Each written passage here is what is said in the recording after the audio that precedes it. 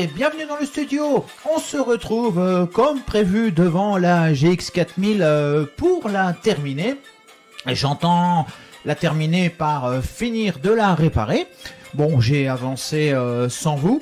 J'ai mis un processeur neuf, j'en ai commandé 5.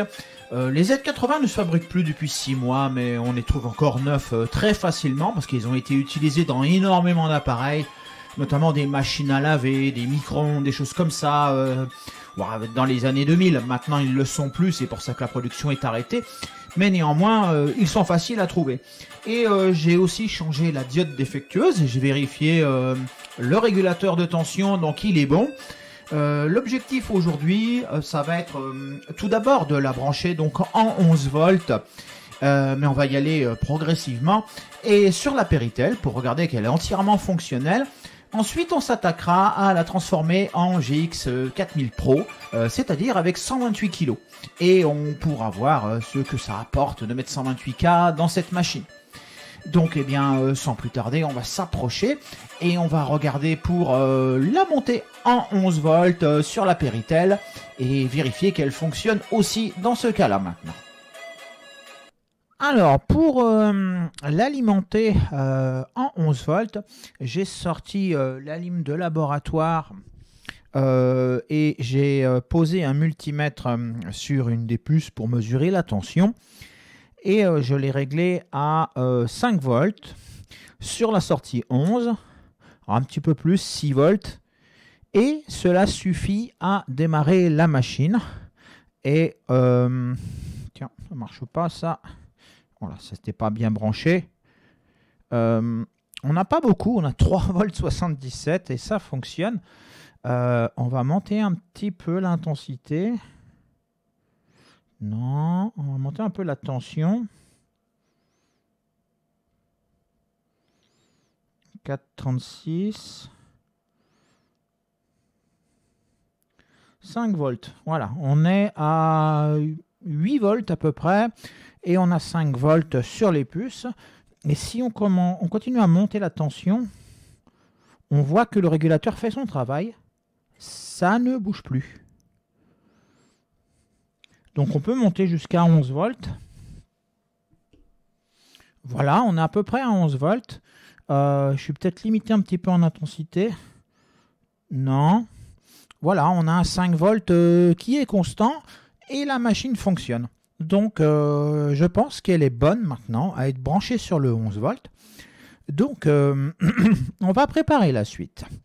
Mais je vais aller chercher une brique 11 volts de ma GX 4000 pour l'alimenter. On va passer maintenant en Péritel. Donc à tout de suite. Voilà, elle est réparée pour une partie, c'est-à-dire que sur l'alimentation Amstrad 11 volts et en Péritel, elle fonctionne très bien. Mais par contre, dans la bataille, j'ai perdu le AY38912, autrement dit la puce sonore. Ce n'est pas le fait de l'avoir branché en 11 volts, ça n'a rien à voir. Jamais les tensions n'ont dépassé 5 volts sur la carte, comme on a pu le voir avec le multimètre. Mais j'ai tout simplement perdu le son pendant que j'étais en train de jouer un petit peu, parce que j'en profite d'avoir une machine avec des cartouches pour jouer avec. Mais voilà, donc je pense que c'est la puce. J'ai sur les sorties, je n'ai plus que la sortie 1 qui fait le bruit que vous entendrez peut-être en fond. Et sur la pin 4 et 5, je n'ai absolument plus rien, j'ai que de la masse.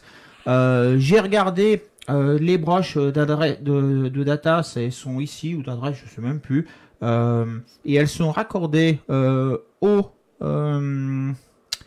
la puce là. Et j'ai des signaux qui sont pas très bons. J'en ai qui sont à mi-hauteur. Donc il y a un problème soit avec la puce, soit avec la puce sonore.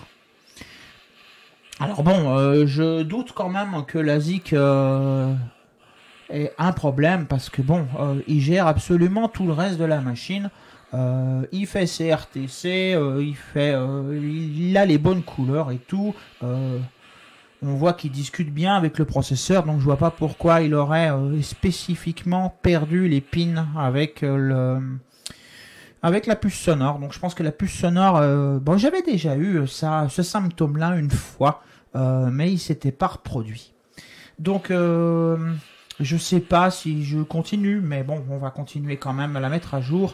Mais il faudra vraiment que je cherche une puce sonore, mais malheureusement ça coûte 25 € une puce comme ça. C'est pas donné, elles sont plus fabriquées. Ce que je voulais vous montrer avec seulement ces 64K, si je prends Zelda, qui est un homebrew qui a été fait il y a quelques années, eh bien, il va démarrer. Mais si on rentre dans le jeu, eh bien voilà, il est tout corrompu et on peut pas sortir de là. C'est tout à fait normal. Ce jeu nécessite 128 kilooctets de mémoire pour fonctionner et donc avec 64 il ne fonctionne pas. D'autres choses que je voulais vous montrer, c'est celle-là. Alors je vous dis pas ce que c'est pour le moment. Par contre, si je démarre la machine, voilà. Il me dit que je n'ai tout simplement pas assez de mémoire pour le lancer. Et c'est le cas pour quelques homebrew actuels. D'ailleurs, homebrew dont je ne ferai absolument plus aucune cartouche, hein, vu ce qui s'est passé il y a une semaine. Mais voilà, les homebrew ne fonctionneront pas pour certains sur la GX 4000. Donc, je vais quand même la passer à 128K parce que c'était le but. Et je chercherai une puce sonore plus tard pour la finir de réparer. Mais ça finit par en faire beaucoup, hein, entre les mémoires, la diode ici, les transistors d'amplification, le processeur et maintenant la puce sonore. Elle a quand même bien souffert, cette machine. Donc, ouais, j'ai mon schéma quelque part là-bas. Je réorganise et puis on va regarder pour la passer à 128K. Alors voilà, pour la passer à 128 kilooctets, c'est pas quelque chose que je recommanderais à tout le monde d'essayer de faire parce que ce qu'on va faire, c'est que je vais rajouter 2 puces de mémoire piggyback par-dessus celle-là, c'est-à-dire enfilée par-dessus, mais tout en levant une des pins, qui est la pin ici, la pin 16, qui est le colonne adresse, et aller la raccorder sur la puce qui gère toute la machine. Et donc, mais je vous donnerai un lien vers ce tuto que j'ai trouvé sur internet, hein, la partie du bas, j'ai juste récupéré les images parce que moi ça me suffit. Je sais ce qu'il y a à faire. Malgré tout, le tuto, il a un problème. Hein. Il en manque un bout. Comment ça fonctionne, la mémoire? Alors, pourquoi on doit raccorder le colonne adresse? C'est tout simplement que, il adresse les 2 puces de mémoire. C'est un bloc de 64 kg. Si on veut le deuxième bloc de 64 kg, il faut le mettre sur un signal casse différent sur la puce là. Donc, il faut le brancher ailleurs. Celui d'origine, celui qui drive le signal casse, donc qui est cette broche là sur les puces de mémoire, il va sur la pin 93, qui est 90, 11, 12, 13, celle-ci. Si on la retrace sur la carte mère, elle va pas directement à la puce de RAM, cette broche qui est quelque part par là. Elle va sur la résistance qui est là. Et ensuite, cette résistance va sur le casse. Donc, il ne faut pas le relier directement, le casse des nouvelles puces, à la pin 91, mais il faut bien passer par une résistance de 33 ohms, histoire de protéger la puce. Parce que bon, il ne s'agit quand même pas de lui en faire voir plus que ce qu'elle ne supporte. Donc, je vais déjà, je vais le faire déjà hors caméra parce que c'est venir souder sur ce truc, c'est super compliqué. Il faut quasiment une loupe, un microscope, je veux dire. J'ai pas de microscope, donc je vais le faire à la loupe. Et c'est pas simple. Je vais aller me prendre un fil sur la pin 91 et ensuite on va monter ça. Comme elles sont sur support, ça va être plus facile. Je vais les enlever, ces puces de RAM, pour venir souder les d'autres puces par-dessus en piggyback. Et je vais essayer de faire ça le plus propre possible en ne passant le minimum de fil. Je ne sais pas encore où je vais mettre ma résistance de 33 ohms, mais je vais voir ça. Donc je vous retrouve quand j'ai avancé sur le montage qui concerne cette partie-là et cette partie-là. On verra ensuite pour la résistance à ajouter ailleurs. Donc je vais souder tout ça et je vous reprends. J'ai terminé mon montage de puces, mais je ne peux pas les installer pour le moment. Donc voilà, donc elles vont aller à la place des autres. J'ai ma résistance qui est là, qui va se retrouver posée sur le PCB ici sur le petit 2. J'ai branché un fil sur la pin 91 de cette puce. Donc voilà. Et normalement, si je raccorde ce fil au bout de ma résistance ici, bon, je vais la couper, je vais couper le fil là, je vais couper la résistance là, et je vais souder ça proprement au bord. Mais il faut que je finisse en fait de faire tout le montage. Si je mets les puces comme ça sur la machine sans raccorder le casse, les puces du haut ne vont pas marcher, elles vont empêcher les puces du bas de marcher. Donc il faut vraiment que ce soit tout l'ensemble. Donc il faut aussi que j'ajoute la résistance. La résistance qui est marquée ici, il faut que je la rajoute. Il faut que je regarde où est cette puce là. Elle est... Ouais, c'est celle là-bas. À côté de la puce sonore qui est grillée justement. Donc je continue tout ça et je vous reprends quand c'est monté du fait. Donc à tout de suite. Voici à quoi ressemble une GX 4000 Pro. Donc comme on peut le voir, j'ai fini d'assembler ça. Et j'ai la petite résistance là qui vient faire un pull down qui manque sur la GX 4000. Et de ce côté là, je vous l'approche un petit peu. On peut voir que la résistance, elle est là, la 33 ohms. Elle se repose là. Et ensuite, elle part à mon petit fil. J'ai mis un fil minuscule qui rejoint les deux pins. Donc, ça ne se voit pas trop comme ça. Et voilà. Bon, si on ne se rend pas compte qu'un fil traverse, eh bien, on ne voit pas qu'elle a été modifiée à 128K. Ah bah ça, sauf ça. Et j'ai vérifié dans la boîte, ça tombe sous ce truc-là. Donc, il y a suffisamment de place ici pour la mémoire. Elle ne gêne pas, ou là exactement. Mais en tout cas, il y a suffisamment de hauteur au-dessus de ce plot-là. Donc ça passe comme ça. Faudrait pas aller plus haut. J'avais peur que je sois obligé de les mettre directement sur la carte mère sans support. Mais non, ça suffit comme ça passe. Alors maintenant, si on met une cartouche d'époque, je vais bouger la caméra. Et si on l'alimente,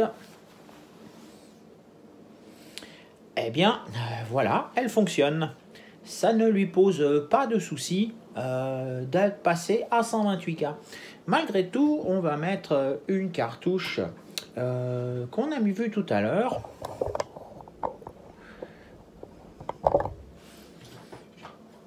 Alors, celle-ci qui contient Zelda. Voilà, je l'allume et maintenant je vais remonter la caméra. Il se charge comme tout à l'heure. Il faut que je branche une manette. Mais normalement maintenant, on devrait avoir quelque chose de différent. Voilà.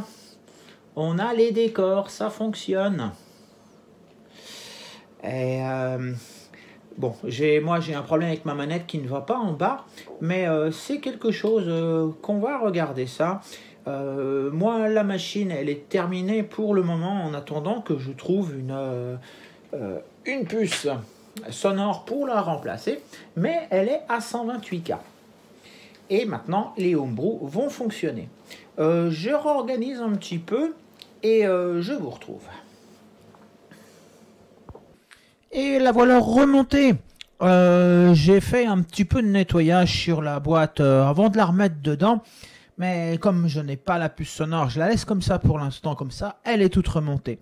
Il y a un truc d'amusant avec la GX 4000, c'est que si la cartouche Burning Crusade ne marche pas avec le basique, la cartouche basique, elle fonctionne très bien. Si on la met dans la machine, hop là, on est sous le basique. Bon, on a un peu pas de clavier, mais au moins je vais pouvoir m'en servir pour vérifier mes manettes et les réparer. Parce que puisqu'on est sous le basique, eh bien on peut voir le X pour le premier bouton, le Z pour le deuxième, et les flèches haut, bas, droite, gauche, mais j'ai pas le bas. Voilà. Et donc, ça permet de vérifier les manettes et de les réparer. Donc, c'est ce que je vais faire maintenant. Je vais m'attaquer à tout stand manette. Et puis, quand j'aurai vu un petit peu l'ampleur de ce qu'il faut faire, ben, je vous reprends. Alors, les manettes, j'en ai démonté quelques-unes. Et bon, j'en ai laissé 2 ouvertes. Et elles ont toutes le même symptôme. Elles fonctionnent, mais elles ne vont pas en bas. Alors, j'ai finalement décidé de brancher ma manette après la console et eh bien j'ai le même problème, elle va pas en bas. Donc le problème que toutes ces manettes n'aillent pas en bas, c'est pas seulement la manette, c'est la console. Mais comme les contrôleurs sont gérés par la puce son, eh bien je pense qu'il va falloir que je la change pour pouvoir faire marcher les manettes dessus.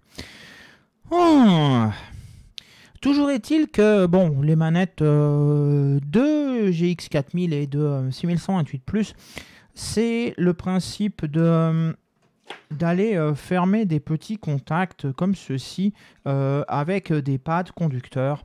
Donc rien de différent avec une télécommande de télé. Donc comme une télécommande de télé, si ça marche plus, ben, moi j'ai ce petit truc qui s'appelle Kekot. C'est une petite patte à l'argent qui permet de réparer les télécommandes de télé. Ben, ça va très bien, il suffit d'en badigeonner un petit peu, puis de laisser tout ça sécher. Voilà. Au bout de 10 minutes, c'est sec, mais ça ne fait pas bien contact avant quelques heures. Donc, les laisser quelques heures reposer, puis ensuite, ça remarche. Donc, je ne vais pas avancer plus loin sur les manettes finalement, où il faut que je sorte une autre machine pour les tester, mais je ferai ça hors caméra. Il n'y a rien de vraiment intéressant dans ce sujet-là. Ne serait-ce que de refaire les contacts. Voilà. Donc, je repositionne devant la GX 4000, puis je vais vous montrer quelque chose qui nécessite 128 kg, donc qu'on a aperçu tout à l'heure qui ne démarrait pas. Mais on va le voir en entier, et ben, je capturerai le son, je vais tricher, je sortirai mon 6128 après, et je capturerai le son sur le 6128, mais je vous laisse quand même l'image sur la GX 4000. Je repositionne, et à tout de suite. Alors, pour terminer, ce que je voudrais vous passer, c'est quelque chose qu'on a vu tout à l'heure rapidement, mais qui n'avait pas assez de mémoire, comme je disais.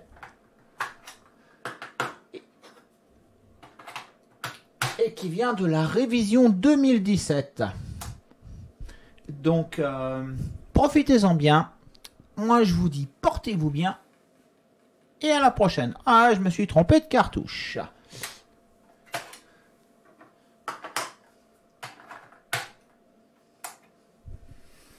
Voilà, c'est ça, d'avoir des cartouches qui ne sont pas marquées. Et cette fois, pas d'out of memory. Donc, encore une fois, portez-vous bien et à la prochaine.